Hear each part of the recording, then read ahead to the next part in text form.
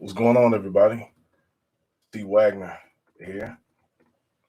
Like one of the things I'm going to talk about tonight. Well, first of all, I know I'm like pretty new to YouTube, whatever, and like the reason why I want to come on here because I want to discuss some things that's actually going on with the military. Okay, with the military, I mean, as in everything like that the people don't realize what's happening in the military.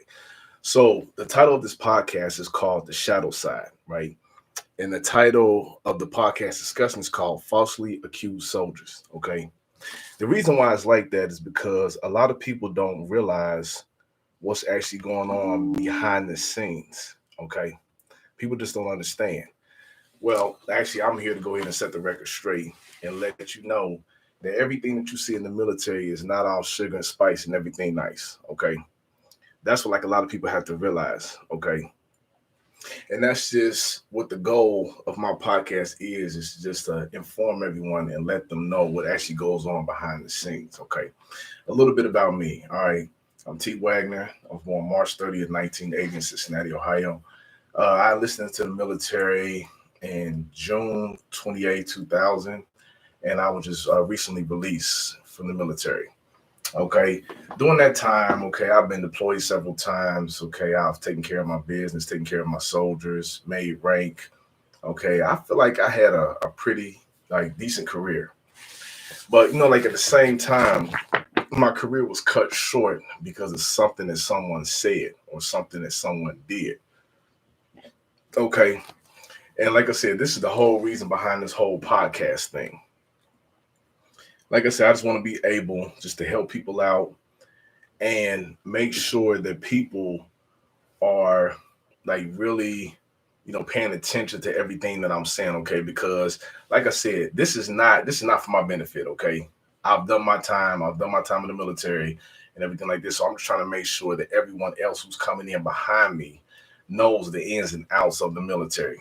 Okay. So, with that being said, I was just released from the JRCF. That's a Joint Regional Correctional Facility in Fort Leavenworth, Kansas. I did about 6 months. Okay, my sentence was supposed to be a lot longer. So during that time frame that I was in there, I befriended a lot of people, and a lot of us came up with certain similar, similarities. Certain subjects that we would actually like to discuss because, like I said, everyone does not know what's actually going on in the military. Okay, everyone think the military is just a great place to be, a great place to work, and no problems, no issues, or anything like that. But I'm here to go ahead and tell you that it could not be further from the truth. Okay, and like the reason why I say that is because I know it's a lot of people that's in the military right now, and they're doing their jobs. They don't have an issue with anything. They think that everything's right. Okay, that's fine. Continue doing what it is that you have to do. Okay, it's perfectly fine.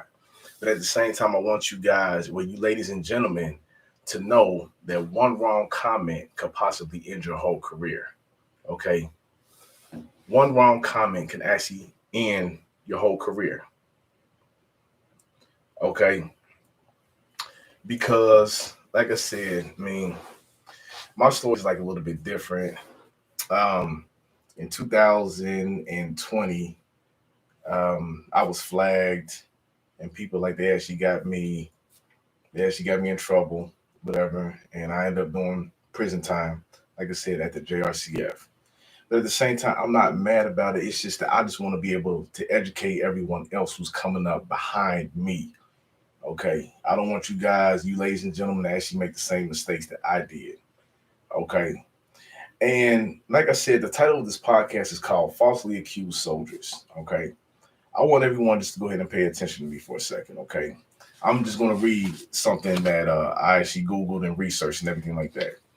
So it says false allegations are still a problem. It doesn't matter how many military officials deny it. False allegations of rape and sexual assault are still a huge problem. Military members are deeply aware of this fact. In fact, according to one report produced by the Defense Department Inspector General, approximately 73% of women and 72% of men at the military service academies believe that false accusations of sexual assault are a problem. This problem doesn't just exist in the academies. However, it is military wide, which is so true. Okay. And like the reason why I say that, because like I said, I did about 20 years in the military. Okay. So I've seen everything. Okay. I've seen everything from the privates sleeping with the higher ups, okay, to the generals getting in trouble, with like a lot of the lower enlisted. Okay. So I've been around the block. I've seen everything pretty much. Okay. So I'm just here just to try to educate you and let you know how you can actually not fall into that trap. Okay. Because like I said, definitely been doing my research. Okay. So it says this is like one of the most pertinent articles of the UCMJ that's actually talked about when you're in the JRCF. Okay. Like I said, the JRCF is a Joint Regional Correctional Facility, right? And it's the 120, right? And the 120 is actually a sexual assault allegation. Okay. So let me just go ahead and read off something that I Googled and did some research on. So it says that Article 120 of the Uniform Code of Military Justice is undoubtedly one of the most well-known UCMJ articles. This punitive article prohibits rape and sexual assault and defines consent according to highly scrutinized standards. Article 120 was put in place to protect innocent victims from sexual assault and to foster general goodwill among service members by fostering a military culture that is safe and secure. The sad reality, however, is that there are many innocent military members who have been falsely accused of rape and or sexual assault. These soldiers have very little support or protection offered to them. While members of the military may technically be innocent until proven guilty, it often ends up looking a lot more like innocent until accused. If you're facing legal issues, then the team of military trial defenders can help. Okay, so like I said, I don't feel like that's really true because I was accused of sexual assault, classified rape, whatever. But at the same time, they didn't have concrete evidence.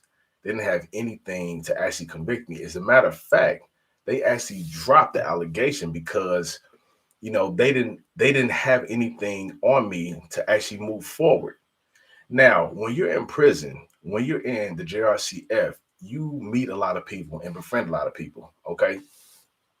And so like you actually figure out what it is that a lot of people were in there for. Okay. And like I said, during my short stint in there, I befriended a lot of people and I talked to them about their issues and their concerns and everything like that.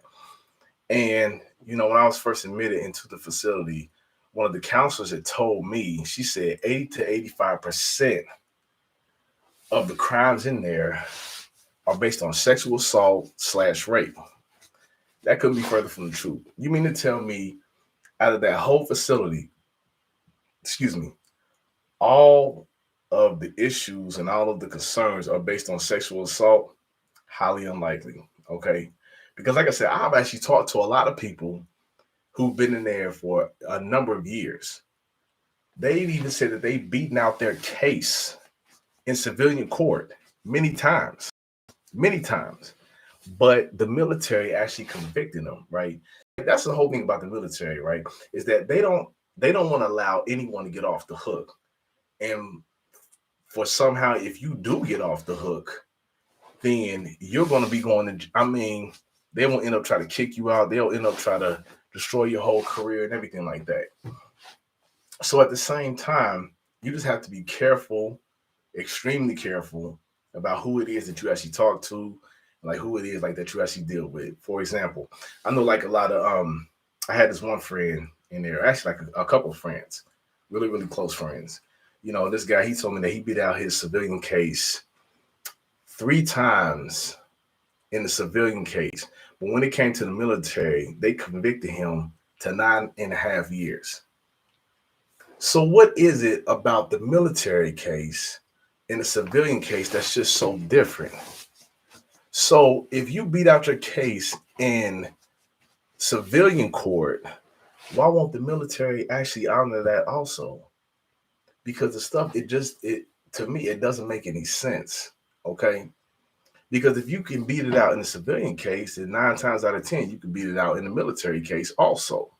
But that's just not the way that it goes, right?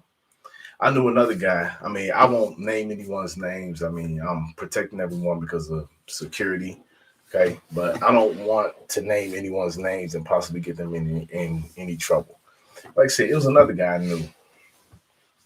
And the same thing happened to him. He beat out his case many, many times in civilian court. But at the same time, when it came to the military trying to convict him, then they end up finding him guilty and they gave him about 9.5, maybe 10 years. How's this fair? It's not fair. Okay. Because at the same time, this is the same government that we swore an oath to. This is the same government that we thought that would protect us when we're out there deployed and field exercises and putting our lives on the line, being away from our families and everything like that. Everything sounds good. But at the same time, like I said, everyone is one comment away from actually going to prison or being in the JRCF. It just doesn't matter. Okay. It doesn't matter at all. So, like I said, I just want to make sure that people are being protected and that you know firsthand from someone who spent over half of their life in the armed services. Okay. This is not like I'm bitter or anything like that. I'm not bitter. Okay. I'm just here just to try to protect people and make sure that they don't go down the same road that I did or anyone else for that fact of the matter. Okay.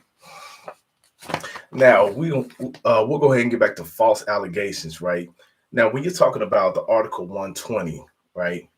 There are different categories to the articles, right? For example, Article 120A, rape, sexual assault, and other sexual misconduct. And the definition of this is causing someone to engage in a sexual activity by force, by causing bodily harm, by threatening death, bodily harm, or kidnapping, by rendering a person unconscious, administering by force or without the person's consent, an intoxicant that renders him or her unable to consent sexual activity. Let's just pause for a minute on that. Because at the same time, I've known people, I've known guys, okay, that the sex was consensual. It was actually consensual on them. But at the same time, a lot of the females, they might have had a boyfriend, they might have been married, okay, they might have had this significant other.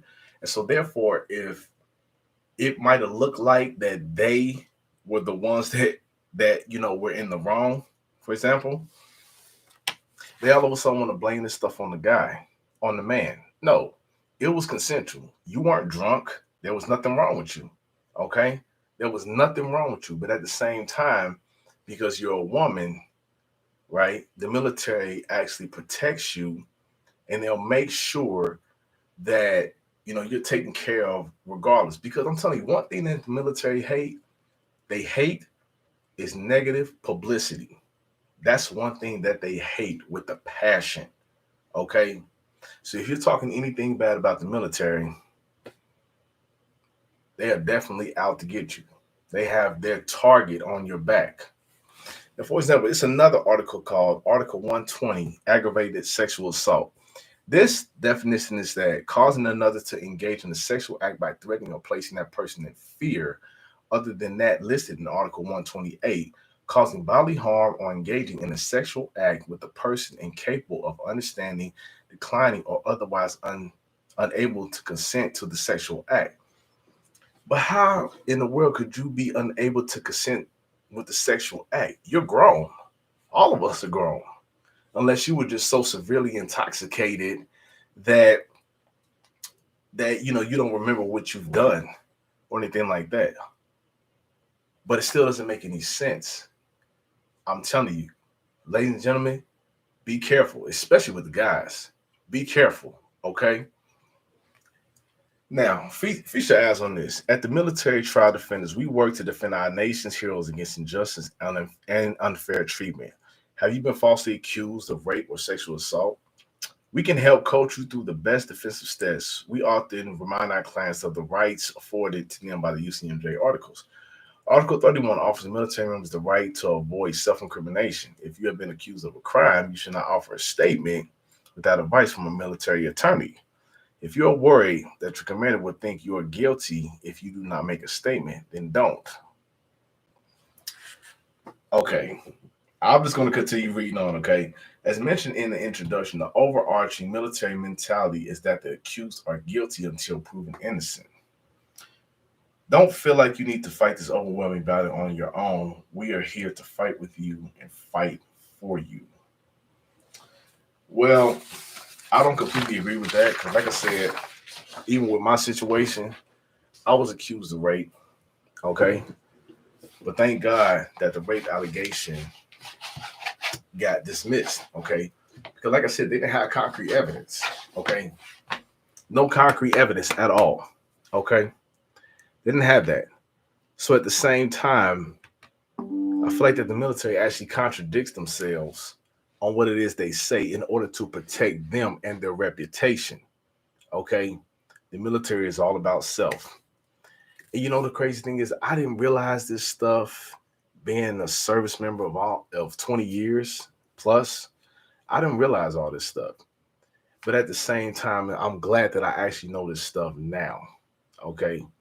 Because, like I said, I can be able to talk to other people and make sure that they're educated on what to look for in the military process, right? So we're talking about falsely accused soldiers, right? How does this stuff actually affect you? Okay. I have a degree in psychology, okay? And if I know one thing, it's about how certain trauma and certain situations affect people, okay? And when someone is constantly lying on you, when someone is constantly treating you like you're a second class citizen or berating you or defaming your character, your mind can actually wander to different places, right? You can actually, I'm telling you, you can actually become suicidal. You can pick up certain habits that you might have never even thought of, like maybe drinking, drugs, okay, substance abuses. You can come up with any of those things. I hope that you wouldn't, because I'm speaking from experience. For example, when I was going through my case, I picked up alcohol and I was drunk every day. There was nothing good about this stuff, okay? There was nothing good. You know, I was drinking at least about 2 to 3 bottles a day. And the reason why I was doing that is because there was no visibility. There was nothing. I didn't know what was going on at all. I wish I did, but I didn't know anything that was going on. That's why I just drowned myself in liquor and tried to do everything I could to not think about the situation. Ladies and gentlemen, this is serious. This is really, really serious. And I want you guys just to really take me serious, because I'm not just talking just to be talking about this. I really, really want people to know what's going on and how these things can actually be avoided. So actually I did some research on how, the psychological impact of being wrongly accused of criminal offenses could actually, hinder your life. For example, I came up with this. Like, being wrongfully accused of a criminal offense can lead to serious negative consequences to those wrongly accused and their families. For example, right, with me, when I was wrongly accused, it strained the relationship with my kids, with my girlfriend, with my family members. Everything just went bad, right? But however, there is little resource on the psychological and psychosocial impacts of wrongful accusations, right? Data were extracted from 20 relevant papers, and thematic analysis was conducted on the data. 8 main themes were identified: the loss of identity, stigma, psychological and physical health, okay, relationships with others, attitude towards the justice system, impact on finances and employment, traumatic experiences in custody, and adjustment difficulties, right? So the psychological consequences of wrongful accusations appear to affect the lives of those accused seriously, even after exoneration or overturning of convictions. That means that just because your conviction might have been overturned does not mean that you won't suffer from some kind of trauma, some kind of personal or psychological trauma. Okay. So the strategies for improving public perception of wrongful convictions should be explored, and specific mental health systems should be established to support those who are wrongly accused. Absolutely agree. Absolutely agree. Because, like I said, right, a lot of people don't understand. Like, I don't think really a lot of people want to realize that this stuff can really, really destroy your life. Like, for example, okay, I don't know what everyone's situation is, whatever, right? But just think if someone sit up here and lied on you and stopped your life, right? They stopped your life, they defamed your character, they gave you a bad name about everything that's going on. How the world would you feel? You don't know because it hasn't happened to you. And God forbid that stuff doesn't happen to you. Okay. God forbid that the stuff doesn't happen to you. Okay. Because to me, it's one of the most uncomfortable feelings that you will ever face in you.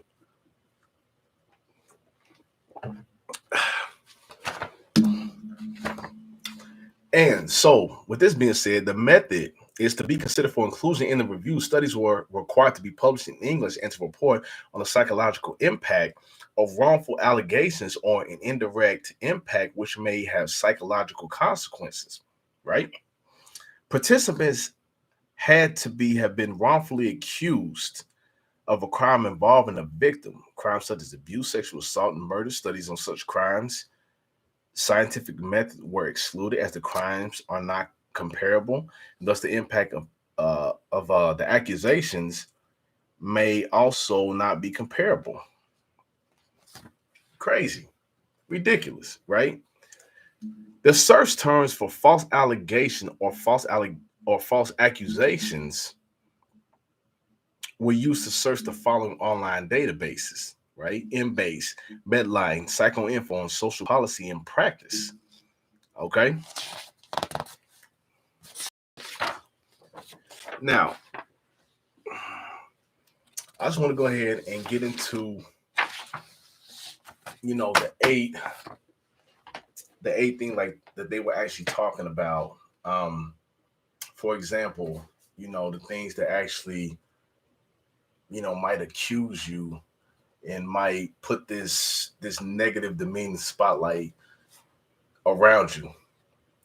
Like, for example, right? Okay, a total of 2,921 citations were found through the initial database search, and 54 duplicates were removed. Of those remaining, 2,546 were excluded based on their title. 279 were excluded based on the abstract, and 24 were excluded based on full text, right? The searches were repeated in May of 2020 to check for new publications. An additional 186 papers were screened, and one was included in the review, making a total of 20 papers, right? But the overall psychological impact of being wrongly accused of a crime was described as extreme and long-lasting. Many negative impacts were reported, with various problems appearing to interact and compound each other. 8 key things were identified, okay, in which we're about to actually go ahead and start talking about these, right?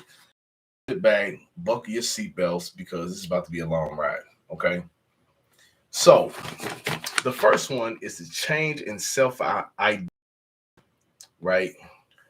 Now, when you're accused of something that you had nothing to do with, right? It changes you.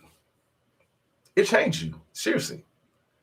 Because at the same time, I think you actually question who you are as a person, what your purpose is in life, why are you here, okay? It changes you, okay? It changes like the way that you actually look at relationships, friendships, family members, and anything else associated with this, okay? Nothing is good about this. I'm just saying, nothing is good about this. And based off my research and findings, that along with the changes in personality, participants also experience various other losses related to their sense of self. For example, the loss of dignity and credibility. Because think about it, right? If you've been accused of something, right? How in the world can you face yourself? How in the world can you face anyone else? You've lost all credibility of who you are. You've lost all of your self-respect. You have no more dignity. You have no more.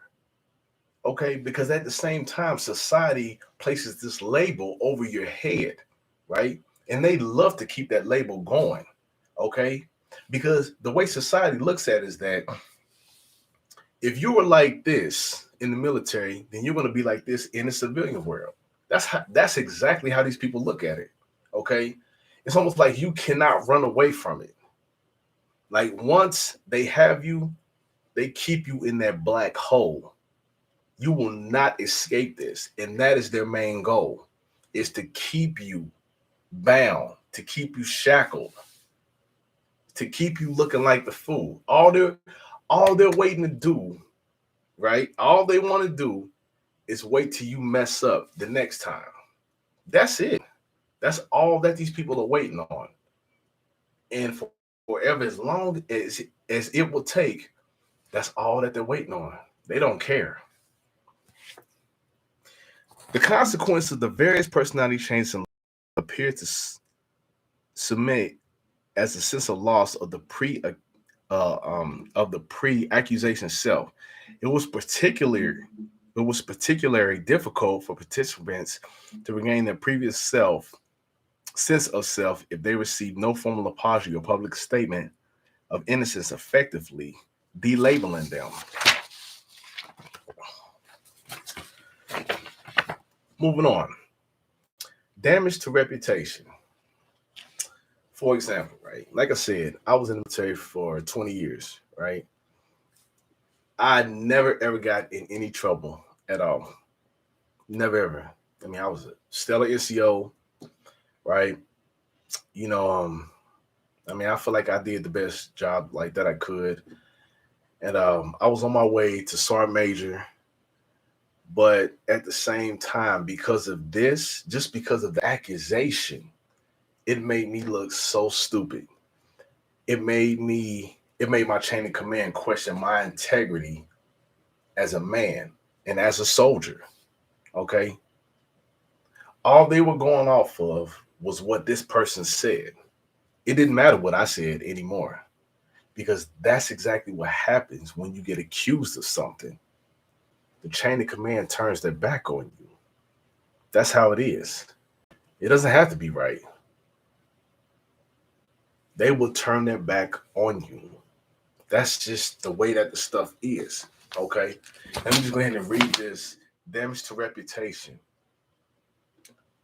The two qualitative studies of the same group of participants reported that the vast majority reported damaged reputations of feeling stigmatized by others. Another found that participants struggle with managing stigma and suspicion from others. And it reported that many participants felt their standing in the community had been affected negatively. No kidding. No kidding. I'm telling you, it's like when I used to go into the unit, right? After I got, placed into this completely different realm, okay, well, he's just a bad guy. Okay, we didn't know anything, or we're just gonna believe this other person, right? My soldier stopped talking to me, my command stopped talking to me, everybody stopped talking to me. It doesn't matter how much good I've done in the past, right? That right there superseded everything that I've done in the military. Okay. It said that participants reported feeling labeled and vilified by others, which is true in your unit, in your battalion, and your brigade. You will feel that pressure, okay? Because at the same time, everyone thinks that, okay, well, if someone is accusing him of this, then it must be true. It's wrong. So participants reported feeling labeled and vilified by others, And then the others found that about 60% accused participants felt labeled as guilty by others both during and after the investigation. It's so true. Because at the same time, right, when I was going through everything like that I was going through, right, I don't feel like that I have anybody. Now, it's one first sergeant who will remain nameless. He actually looked out for me. He actually had my back. But other than that, I couldn't trust anybody. Excuse me. Because everyone thought that I was so guilty of the crimes that they said that I did, which I didn't do. But it just is what it is. There's nothing else that I can say. And so it says that many of the other participants reported that others assumed they were guilty. Several reported that friends avoided them and strangers harassed them, which is so true. I'm telling you, I feel like that I'm actually living this again. I don't want to, but it's just the way that it is, right? Because like I said, once they actually put you out there into that category, you're on your own. You don't have anybody else. It's just you against the world. Moving on, self-stigma. As well as stigma from others, studies suggest that self-stigma was also a concern, which is true. This was due to a combination of abhorrence at what they said been accused of and their inability to clear their name fully, which is true. Like I said, I was flagged for almost 2 years. Almost 2 years, right? And like right now, I'm still trying to clear my name. After everything that was going on, I'm still trying to clear my name. After everything. It's like I said, once they actually have you, they don't want to let you go. Okay? They said in this study, about 30% of the participants reported blaming themselves for the accusations, struggle with allegations, and want to isolate themselves due to shame. No. Mm-mm. No, that's not true. Because at the same time, right, if you feel like that you've done something or you feel like that you're being accused of something, you're not going to come forward and say, oh, well, I did this or whatever. No, like I said, this stuff is based on hearsay. This is not based on credible facts. This stuff is based on hearsay of what this other person has said about you. Okay. This is not based on concrete facts. Okay. So with that being said, someone can just say whatever it is that they want to say about you, and the military will believe it. Okay. They also found participants reporting feelings of shame, blame, and guilt. They also reported that participants experience feelings of guilt due to feeling guilty until proven innocent. Let me tell you something. With the military, you're always guilty until proven innocent. That's just the way that the stuff works. Okay? You have no leg to stand on. They're going to believe everyone else before they believe their own. You can work for them, you can do whatever it is that you want to for them, but they're never ever going to believe you first. They won't. They'll believe anybody else before they believe you. And you work for them. You come to formation every morning, okay? You train the soldiers, you go to the range, you do everything of a stellar NCO. An NCO is a non-commissioned officer. You do everything to improve this organization, but at the same time, they will still believe everything else that everyone has to say. Now, how does this affect your psychological and physical health? I'll tell you. That included in this thing revealed a perceived extreme impact on health, particularly mental health, often leaving participants unable to continue their normal work and social activities. When I was flagged, okay, okay, I knew that they didn't care about me, okay. Like I said, they kept me under wraps, okay. They degraded me. They defamed my character. Okay. They never ever checked on me. They never did anything that they were supposed to do as leaders. And I was a sergeant first class. They never did any of that stuff. So at the same time, when I would go to mental health and I would see certain people, right? They would always say, "Well, what's going on with you?" or "Are you okay?" and everything like that. It was more like a check the block type thing because I knew for a fact that they didn't care. Okay, all they was sitting up here doing is just checking the block, saying, "Okay, well, we've done our due diligence, and so if he's okay, he's okay. If he's not, he's not." But that's just not the way that the stuff is supposed to work. Because therefore, you have these certain agencies in place, like embedded behavioral health, to help you out if you're suffering from mental issues or mental illnesses. That's what it is. It's there to actually help you and help you guide through a military lifestyle. Okay. And they talk about psychological and physical health. I said, I've known people that have resulted to drugs, alcohol. I was one of them. I'm telling you, once they actually flagged me, because if there was no visibility, all I did was just drink.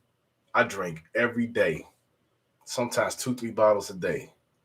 Because the thing is, they keep you in limbo and they don't want you to know, what the possibilities are.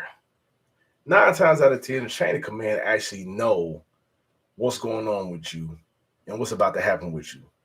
But they don't want to let you know that. That's how it is.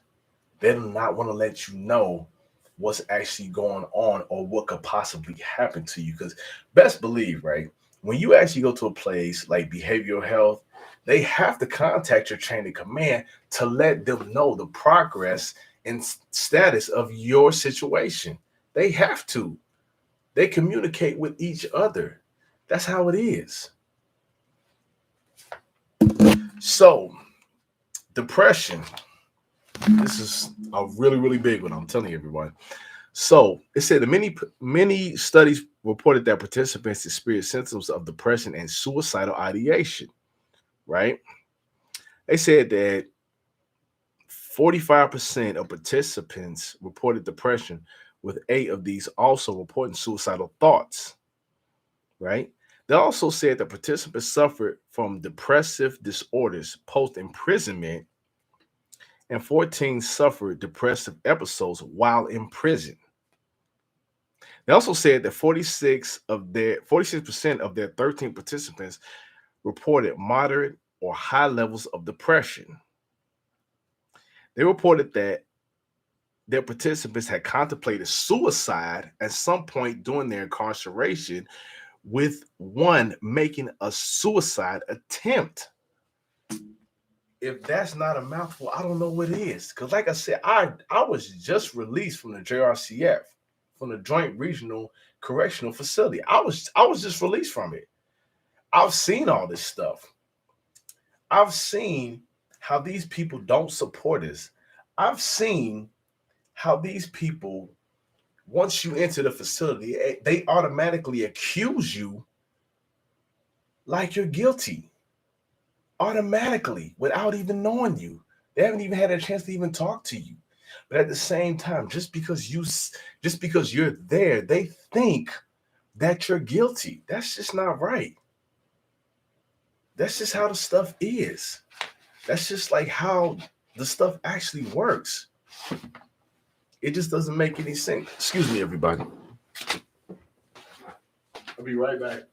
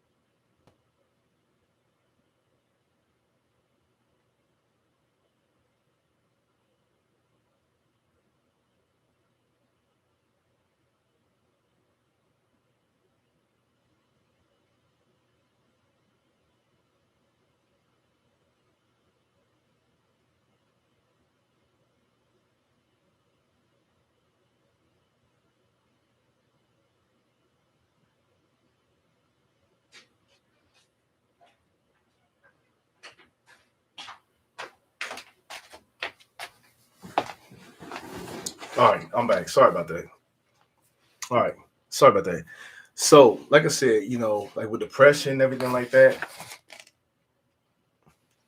it's serious. I'm telling you, because like I said, when you're actually going through this whole process and the court case and the court martial and everything like that, right? You don't. There's no visibility. So at the same time, you don't know what's about to happen. At the same time, I feel like that your chain of command actually knows what's about to happen. Excuse me. But they don't want to say anything about it.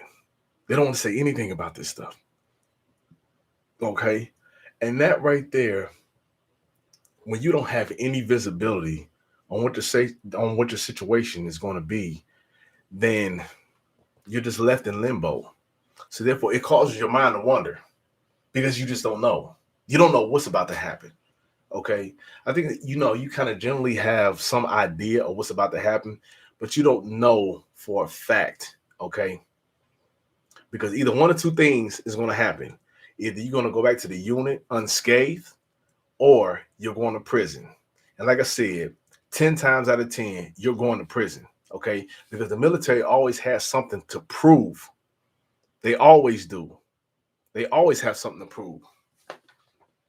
Next, anxiety. So I'll just go ahead and just read this, right? Because I suffer from both of these, just because of, from depression. I mean, just from the court martial and war in general. Anxiety, right? Anxiety and panic disorders also appear to be common, right? About 25% of the participants suffer anxiety and panic attacks, right? About 27.8% of the participants reported features of panic disorder post incarceration, while 38.9% have features of panic disorder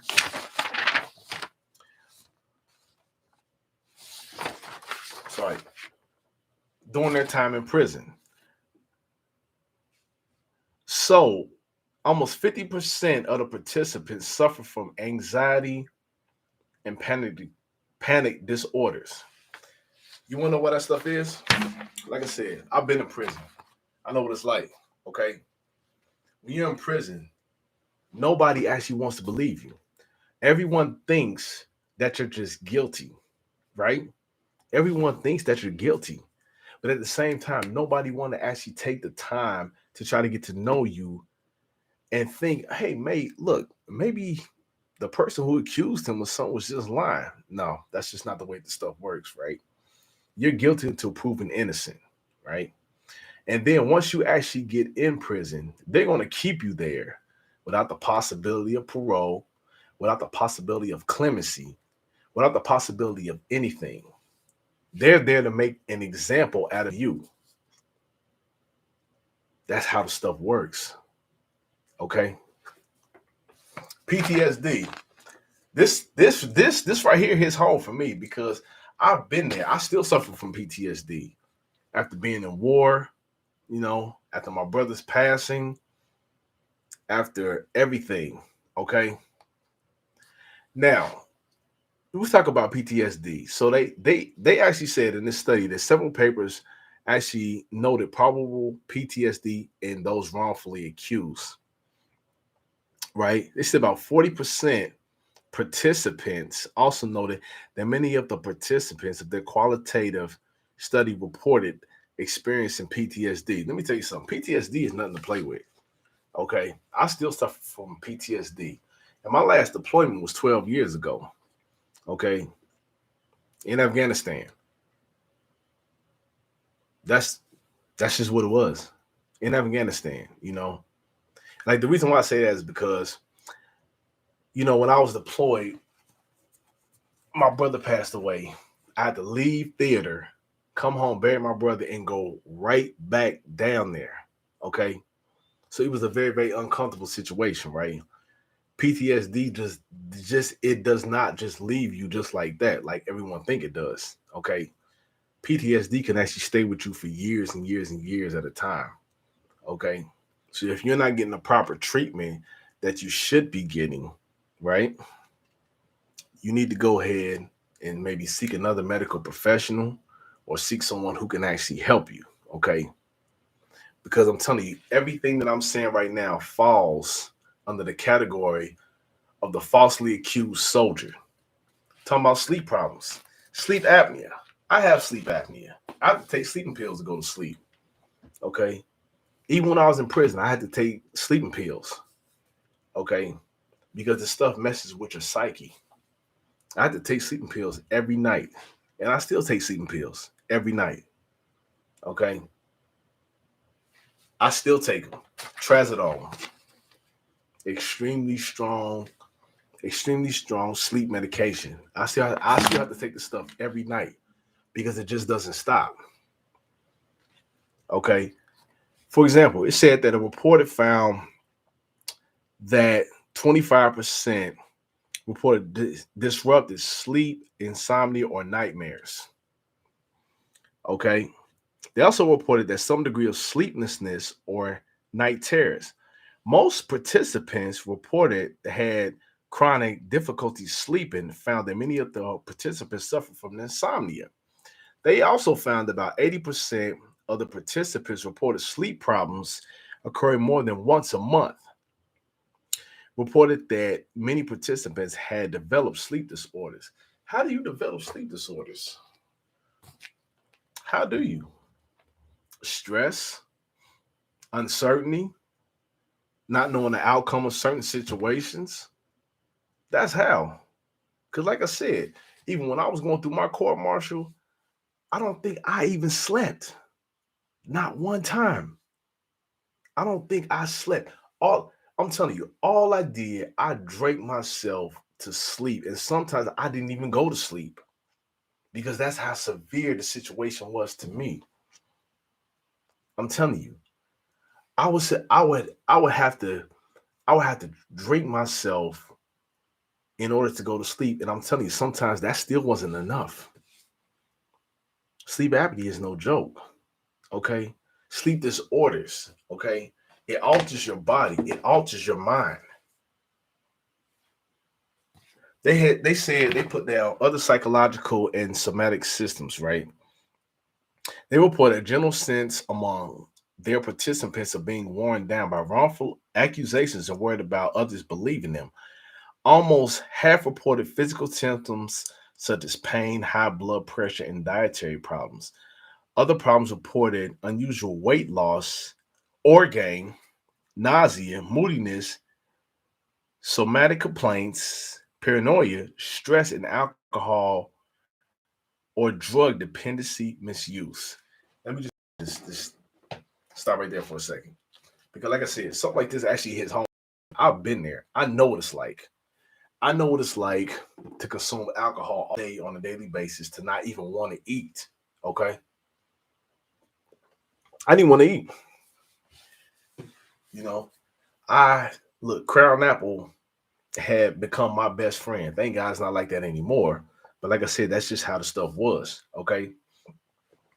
Because, like I said, they said physical symptoms such as pain, high blood pressure. I had high blood pressure and I was skinny. I was about 185, maybe like 180. That's just not me no more, you know? 'Cause like I said, right now, I'm 6 feet, 6'1", about 225. But because of my situation, I was just rapidly losing weight, right? Moodiness, complaints, paranoia. That's how the stuff was. I couldn't go anywhere without turning around or, always looking over my shoulder because I just didn't know. I didn't know whether someone was after me or not. Okay. They say stress and alcohol or drug dependency. Thank God I didn't use drugs. But I guess you could have said I did because, like I said, alcohol considered with the army is like one of the biggest, most abused drugs. And that's all I did was drink. I didn't do anything else but just drink alcohol. Okay. They talk about negative emotions included feelings of bitterness and unresolved feelings of loss, hopelessness, emptiness, anger, and aggression, helplessness, chronic feelings of threat, and fear went out of public, and a sense of survivor's guilt of survivors of situations in which others had died. That right there actually hits home because just like me and a lot of other people that were going through their court martial cases, not seeing any visibility or anything like that, that stuff right there is so true because you do feel helpless. You do feel empty. I lost a lot of friends. I know a lot of people that I was incarcerated with lost a lot of friends. I'm telling you, hard times reveal who your true friends are. Okay. It reveals it. Okay. If you think you got friends now, go through something difficult in your life and you will figure out who really, really has your back. Because everyone who calls you a friend, you can't trust that. Okay. Isolation. Isolation. I could really, really speak on this, right? Because, with isolation, I was living on myself in Washington. And all I did, I just stayed in my apartment. I actually just stopped going to work. Okay. That's all I did. I stayed in my apartment the entire day with the shades closed. I was in survival mode. Okay. I was really, really in survival mode because, like, I didn't feel like that I had anything else to live for. I mean, I had my kids, I had my family, but at the same time, I was out there and I was by myself. So I didn't feel like I had anybody else. The isolation can be dangerous. It can really, really be dangerous. It's nothing to play around with. Okay. At all. So let me just go ahead and just read something out of this study. So it said about 30% of the participants reported becoming socially withdrawn and isolated since their wrongful accusation, often due to a sense of alienation or deliberate withdrawal due to fear of being burdensome to others. That's just how I was, though. Because like I was going through my own stuff. I don't want to burden anybody else with my stuff. But I know at the same time, I needed to get this stuff off of my chest to be able to talk to other people. Okay. I needed to. Okay. It wasn't always the most comfortable thing to do, but it was just much needed. They also commented that participants reported withdrawing from other people and struggling to adjust to being around others. They noted a difficulty adapting to life out of prison, reported that participants used strategies of withdrawal, isolation, and uncommunicated. They weren't, able to communicate with anyone. They reported participants being apathetic about maintaining close relationships. We're talking about real life here, okay? Because when you're in prison and you're falsely accused of something, you automatically think that everyone else is against you. But that's just not the case. Everyone else is just not against you.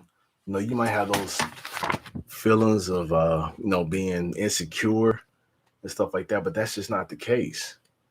I understand that we all struggle with that. God forbid, I don't want anybody to ever go to prison because that was a horrible experience. Okay. And it is kind of hard for you to maintain close relationships because after something like that actually happened to you, you don't know who to trust. You don't know who to talk to. You don't know who you can share that close, personal, intimate conversation with because you feel like that everyone is just the enemy, but everyone's not your enemy. But at the same time, based off of your situation and based off of how you feel, that is what can actually happen to you. It can also have a strain on relationships. Like, for example, right? Commonly, social networks and friendships and relationships appear to break down after individuals were wrongly accused. That's how it was for me. And I know, like, for a lot of other people too. I know, like, that a lot of other people who was incarcerated with me, they end up breaking up with their wives, their girlfriends. They end up just dissolving friendships and everything like that. So it said that participants reported a fractured network. About 30% reported strain on intimate relationships, and about 45% reported strain on relationships with children or grandchildren. Said additionally, many reported feeling forced out of friendships and reported similar feelings, right? And like they said, that also participants reporting a negative impact on the families and changes relationships with partners, children, and friends. They said that it also reported straining relationships with children with those wrongfully accused experiencing a loss of the feeling they could protect their child and a loss of sense of normal parenting experience.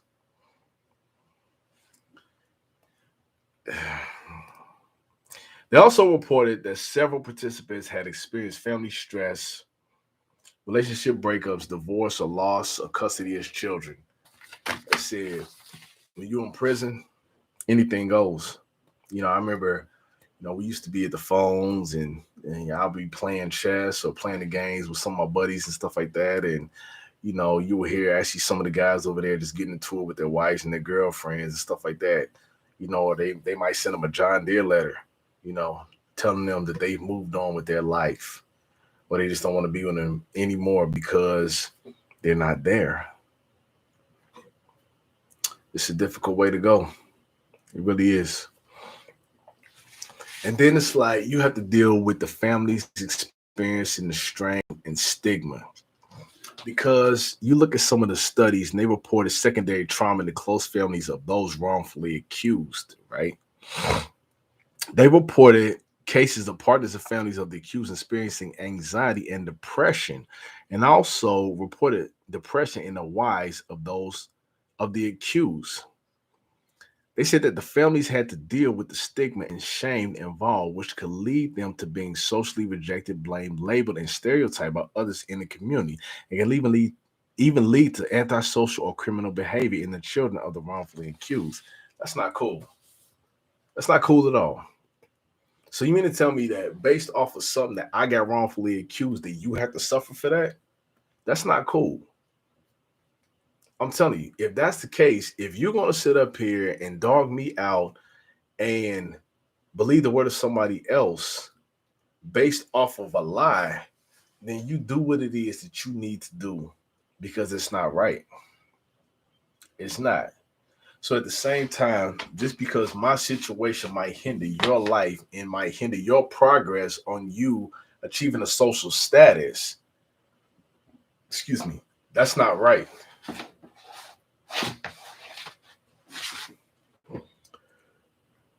So they found out also that wives of the accused often felt unable to meet the needs of their children. And they felt like that the children's lives have been disrupted. Well, when you're considered a felon, when you're considered a quote unquote sex offender or whatever, it can present a possible strain on your life. Because at the same time, if they know you and they might see you out there, they might, approach you or look at you, all they can say is that, oh, well, that's the guy that's a sex offender, or that's that guy that did this, or that's that guy that did that. You don't have any any leeway. You don't have any room to do anything because at the same time, the label has already been placed over your head. It's already been placed over your head. So at the same time, they're going to continue labeling you as they see fit. It doesn't matter whether you're innocent or guilty, but just the simple fact that they have that label placed over your head, that's what they are going to identify you as. You don't have any leeway at all. They even talk about financial impact, right? So they said about 30% of the participants reported in a significant financial burden. They have losses up to about $50,000 in legal fees and larger amounts of loss of earnings. And other financial issues reported in this study included reduced pensions, loss of homes, and added financial pressure on partners. I had a couple guys that I knew in, right? You know, we were in the shoe together. We call the shoe is the single housing unit. So we actually had, you actually get to know people in prison. And I met a couple guys, right? And this guy actually told me, it's like, man, look, I know good and well I didn't do this stuff. But at the same time, they end up accusing him. They end up convicting him of everything, right? And then on top of this guy spent about $30,000 on a civilian attorney. Okay. He thought that the civilian attorney was actually going to get him off. I'm pretty sure that the civilian attorney did everything that he could in order to help this guy. But at the same time, the outcome that came with it is that this guy, he was convicted. He was sentenced to 4.5 years in prison, right? He was labeled now as a felon and a sex convictor. Oh, I'm sorry, a sex offender. At the same time, they stripped away everything from this guy based off of something that someone else said, based off of this stuff that this person said. Okay. Financial impact is something. I've known other guys that they went through their court martials, they spent in excess of $80,000. $80,000. They spent that much money to find out that they were still going to prison. And all of the military benefits that they had worked for had just been revoked. Everything. They found out everything that they worked for is no longer available to them or their families. Financial impact is something that needs to be taken seriously. Because at the same time, this is what's going to keep your family afloat when you're gone.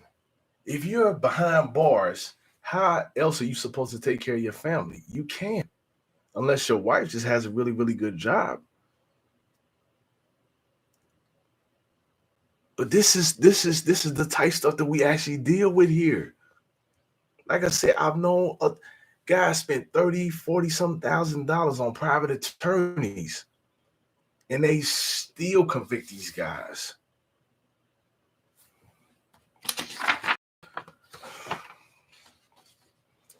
And they even talking about employment, right?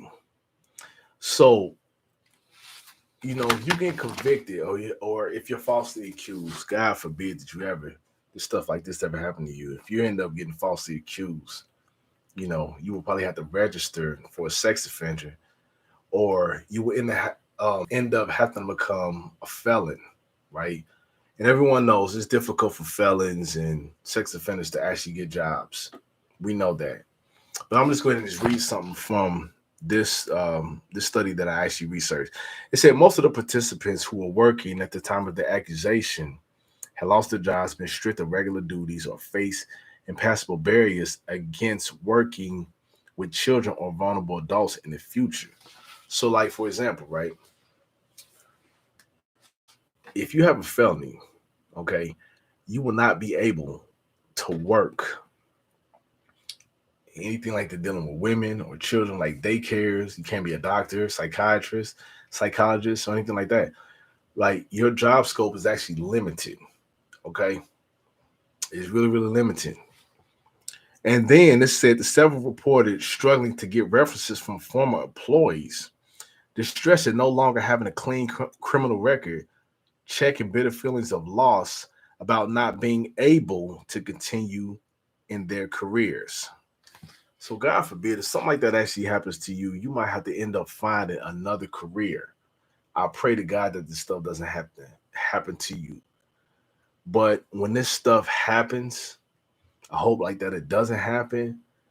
But if it does happen, you just have to adapt and overcome, because there's really nothing else that you can do. And once you're actually tagged by the system, they're going to try their best to keep you in the system.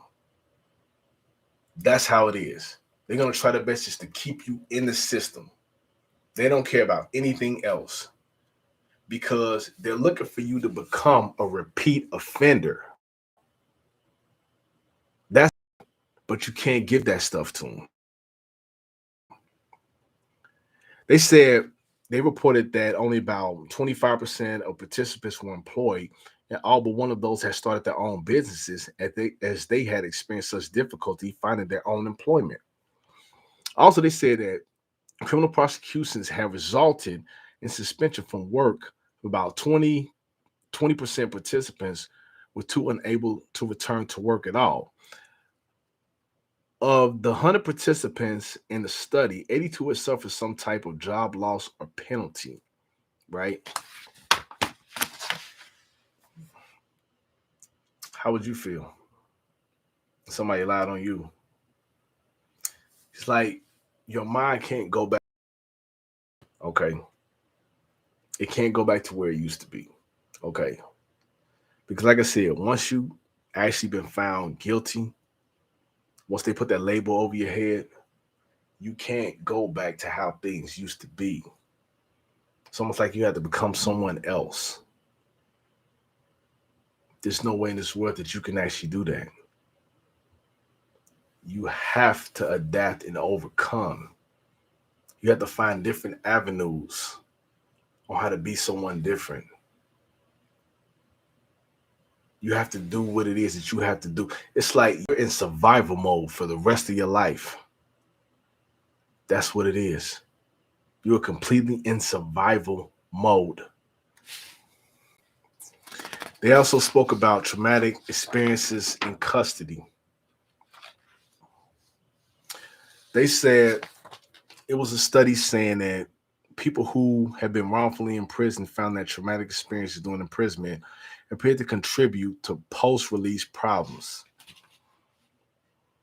Post-release problems. So after you get out, you might end up still taking the same mindset that you had when you were incarcerated. Post-release, after you get done. So you might still have that same mindset. And it's hard to actually break that. Because once after you've been in the system for so long, it's hard for you to actually break what it is that you've been doing for so long. You know? Because like therefore you institutionalized. And that's the whole point of the system. That's the whole point of the prison system, is to keep you institutionalized. So therefore, once you actually try to reintegrate yourself back into society, 9 times out of 10, they'll try to bring you back into the prison system. Okay. Because like I said, once you're in the prison system, they're constantly messing with your mind. You're institutionalized. They want you to do what it is that they tell you to do. You have to wear their clothes. You have to eat their food. You have to do everything that they tell you to do. You have no leverage. You're at the mercy of those guys. They said that also the participants experience fear of being assaulted or killed in prison. They also said that a number of participants have been subjected to serious violence. They also said that they have been learned to be aggressive and intimidating as a form of self-protection, which is true. Like I said, when I first came in, I lost so much weight, I didn't even look the same. I was like 180 pounds. And they don't say it. Once I was in prison, I get up to about 225, maybe 230. It's going to be like. So at the same time, I had to make myself more intimidating to actually keep the guys away. I didn't know what the stuff was like. I've never been to prison. I'm not a bad guy.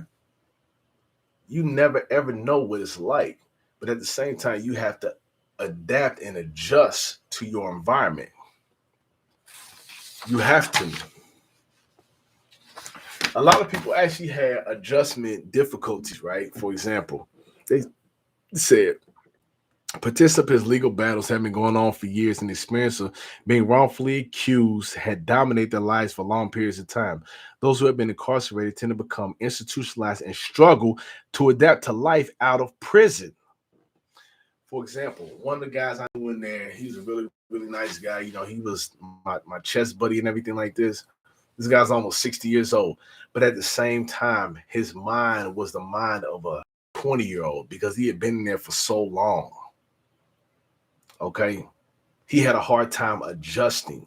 And it's like at the same time, I could not understand why it is that he used to take everything so seriously. You know what I mean? He used to take chess so seriously. He took everything so seriously. Because like when you think about it, that's all that the guy has. That's it. He didn't have anything else. All he had was what he had in prison. He didn't know how to play fair with anybody. He didn't know how to, really talk to anybody with tact or anything like that. This guy was in survival mode like all the time. I'm telling you, if he was to actually get out, he would really have a hard time.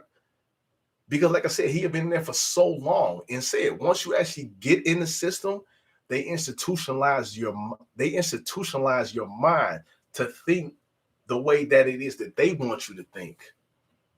It's hard for you to get away from that stuff. It really is. They said they also found participants reported difficulty coping with ordinary tasks in the initial weeks after their release, but felt humiliated by this and ashamed to ask for help. I said, once you're in prison, you're on your own. Ain't nobody really gonna be there for you like that. You might think so.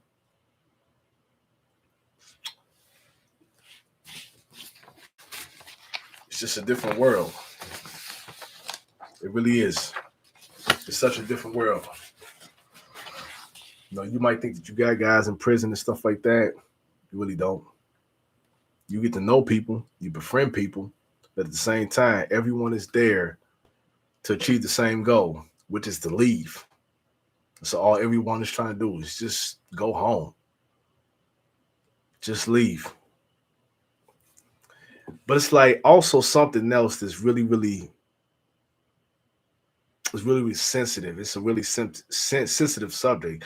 Is because this, you actually talk about this stuff. You talk about the stuff to everyone and all the other people that are involved in this facility and stuff like this. And one of the things that actually comes up is just that the impactful of wrong accusation is frequently complex and long-lasting, right? With participants reporting negative impacts on their self-identity, reputation, psychological and physical health, relationships with others, attitudes towards the justice system, finances, and adjusting to the life after their convictions were overturned.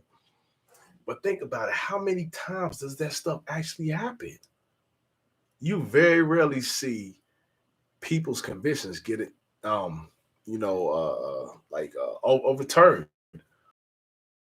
You rarely see that stuff.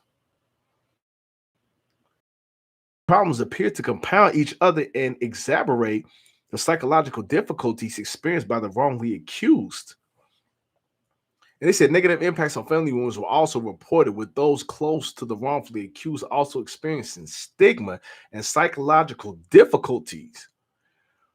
For those who were wrongfully imprisoned, traumatic experience during their incarceration exacerbated the psychological difficulties they face.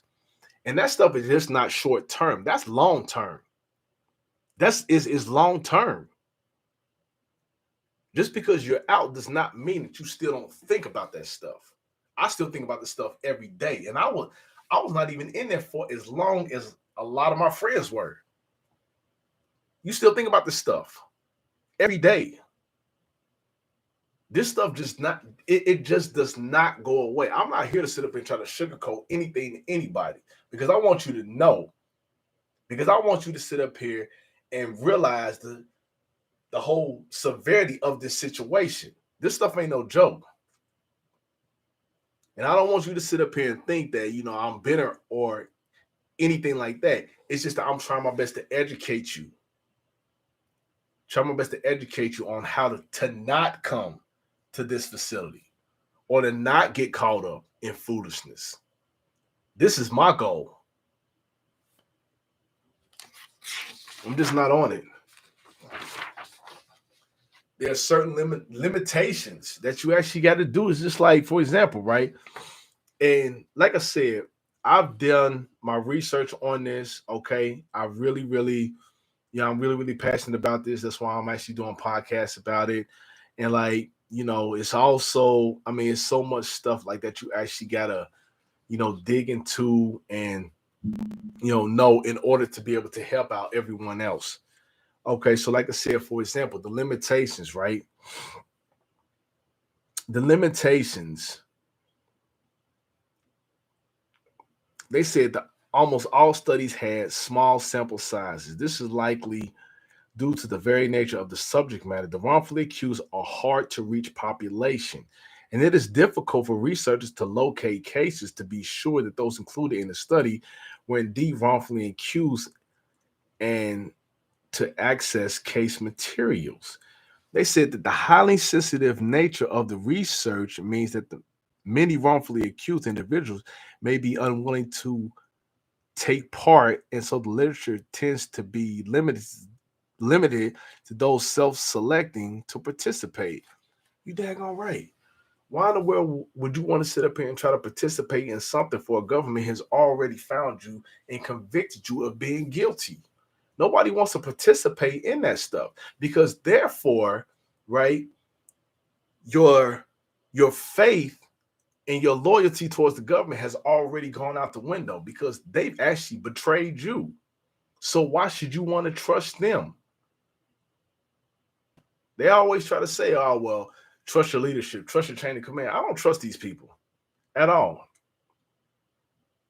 And if you're in the active army or the reserves or whatever, and if you listen to me, don't you trust them either. Okay? Don't you trust them. You got to protect yourself because they don't care. I'm a first-hand living witness that they don't care. I don't care who the stuff pisses off because I'm here to tell you the truth and be honest with you because I want you to watch your back. I want you to watch your back. I want you to be safe.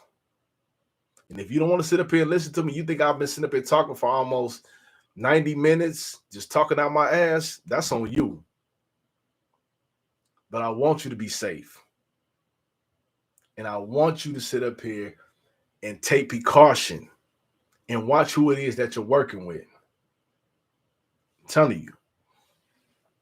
So I'm just about to go ahead and close this out, right? And I was, just about to go ahead and talk about the whole conclusion of the research that I've done, right? So it says the research on the wrongfully accused is challenging, with academics facing not only a difficult to reach population, but also the challenge of dealing with data of such a sensitive nature, needing to accept that justice is not always 100% right, which is true, and highlighting the struggles faced by the wrongly accused without allowing the guilty person's distress to distract from justice or cause distress to the original victims of crime. However, we suggest that it is important to keep an open mind about innocence and guilt until the facts are clear and to acknowledge that miscarriages of justice do happen for a multitude of reasons. The psychological impact of those wrongfully accused appear to be vast, severe, and long lasting. Our results suggest that appropriate systems need to be in place to support these individuals and their families. It is positive that there are avenues allowing for re-examining of cases, but overturning of original verdicts, many in allocation of specialist support services to help people readjust and to treat any mental health disorders that have developed because of the injustice. And that happens all the time, right? I know for a fact that it's people that before this court case actually happened, they were squeaky clean. There was nothing wrong with them. Okay. They were perfect. But like I said, stuff like this, it allows you to develop depression, anxiety, PTSD. Okay. Sometimes there's not anything wrong with the people, but at the same time, the situation might cause you to act in a way that you would never act prior to this. I have stories for days, and like I said, I have a plethora of subjects and subtopics and everything like that, and we're gonna go ahead and get to it. But at the same time, I just want to just break the ice tonight and talk about one of the most sensitive subjects that goes on in the military, in which is soldiers being falsely accused. Okay. They also said that the policy reform strategies for improving public perception of wrongful convictions, a change in the media's portrayal of such cases and funding for specialists, mental health services and support groups, specifically for wrongfully accused people, may be helpful. That's a handful. So we'll actually see about that. Because I feel like that if these people were really as serious as they say that they would do further research into the cases, right? Do further research into the civilian cases that a lot of these guys have already been through. Okay. Do the research on it. Don't just take the government's word, because always remember the government's word is always meant to try to prosecute you and make you look as bad as you can. Dig deep, do your research, and I guarantee you will find the truth. Because we have a lot of innocent people that's behind bars for no reason at all, based off of a lie. And we need to go ahead and make sure that we set these people free so that they are able to tell their story, be able to come forth and tell their experiences and how they seen the military. That's my goal here. I want as many. If you're watching right now, I want you, the next time I do a podcast, which is going to be next week on the 18th, I want you to come forward and be able to tell your story. If there's anything that you would like to say that, that could possibly help us and maybe help out other guys that are coming into this organization with the notion that this organization is sugar and spice and everything nice. I want you to come in here and I want you to really tell your story. Because like I said, I would never ever think in a million years that I'll be doing a podcast on this stuff. But here I am. And I just want to make sure that everyone has the opportune time to be able to say what it is on your mind unapologetically. Say what it is that you want to say unapologetically. Get the stuff off your chest. Okay? That's all I have. Thank you guys so much for just listening in and everything like that. I really, really do appreciate it.